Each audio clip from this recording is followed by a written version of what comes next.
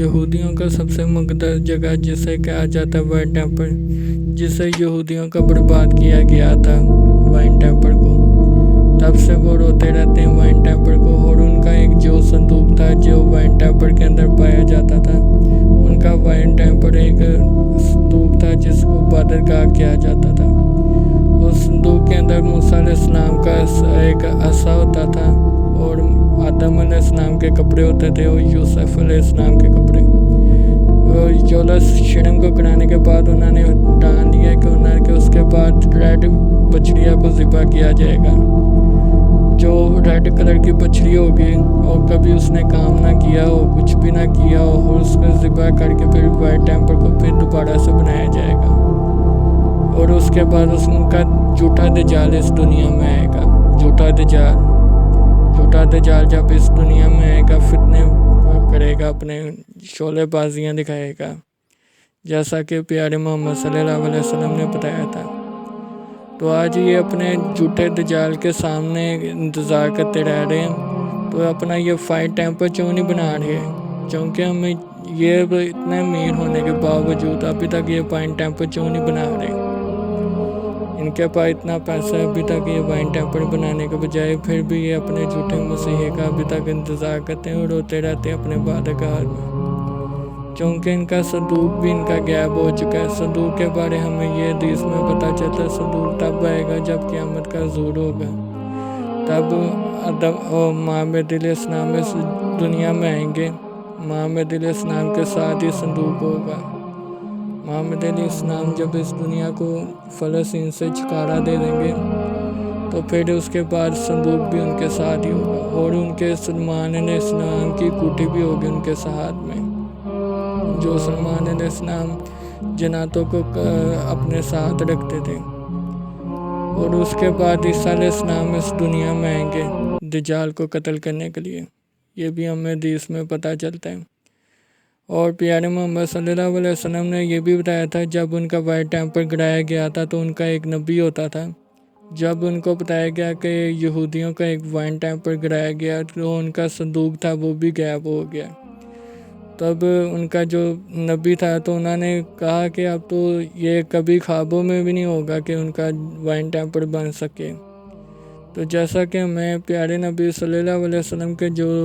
حدیث ہمیں پتہ چلتا ہے کہ وائن ٹیمپل ان کا خواب ہے کہ ان کا وائن ٹیمپل بن جائے، وائن ٹیمپل ان کا کبھی بھی نہیں بنے گا، کیونکہ وہ ساری زندگی روتے رہیں گے ایسے ہی۔ اور جو ان کی عبادت گاہ ہے وہاں پر بیٹھ کے اپنی عبادت گاہ کرتے ہیں اور روتے رہتے ہیں، اپنے مسیحا کا انتظار کرتے ہیں، چیخ چیخ کے بلاتے ہیں اسے، اور کہتے ہیں ہمارے پاس ابھی تک مسیحا ابھی تک کب آئے گا؟ مسیحا تب تک نہیں آئے گا جب تک قیامت کی کچھ 10 نشانیاں پوری نہ ہو جائیں۔ کچھ ایسی نشانیں بھی کچھ ہمیں پیارے محمد صلی اللہ علیہ وسلم نے فرمایا تھا کہ عورتیں دینار میں زیادہ ہوں گی اور مرد کم ہوں گے، مرد ایک ہوگا عورت کے سامنے، اور ایک مرد ہی عورتوں کو سنبھالے گا، زیادہ عورتوں کو۔ کچھ نشانیاں پوری بھی ہو چکی ہیں، کچھ نشانیاں آتی رہتی ہیں،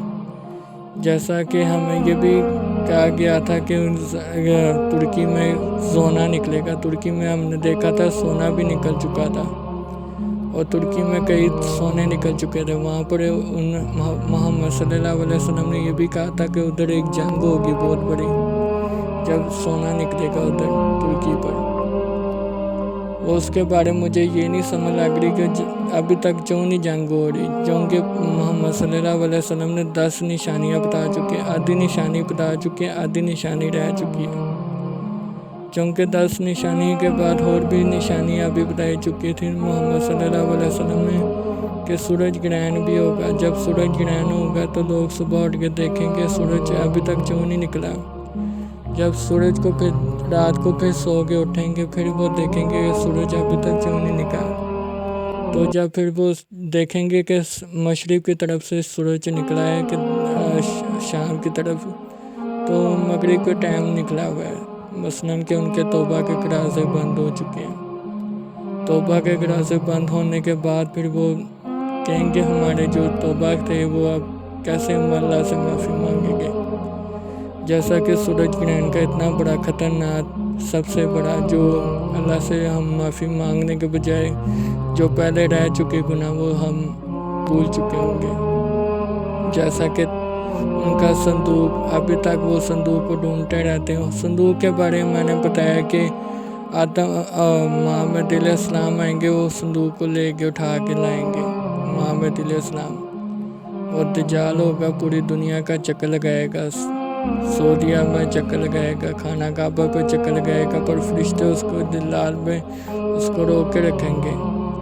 اور فرشتے اس کو اندر نہیں آنے دیں گے۔ جو منافق ہوں گے وہ دجال کے ساتھ بیعت کر لیں گے،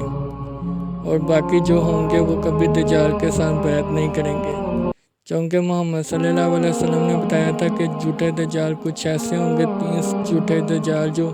فتنہ کریں گے اپنا، جیسا کہ ہم جھوٹے دجال ابھی دے چکے ہیں۔ کچھ ایسے فتنے جو جھوٹے دجال ابھی ہم دے چکے ہیں، اور کچھ ایسے دجال ہوں گے جو جھوٹے دعوے دیں گے، خدائی کا دعویٰ دیں گے۔ کچھ خدائی کا دعویٰ دینے والے بھی کچھ ہو چکے ہیں پورے،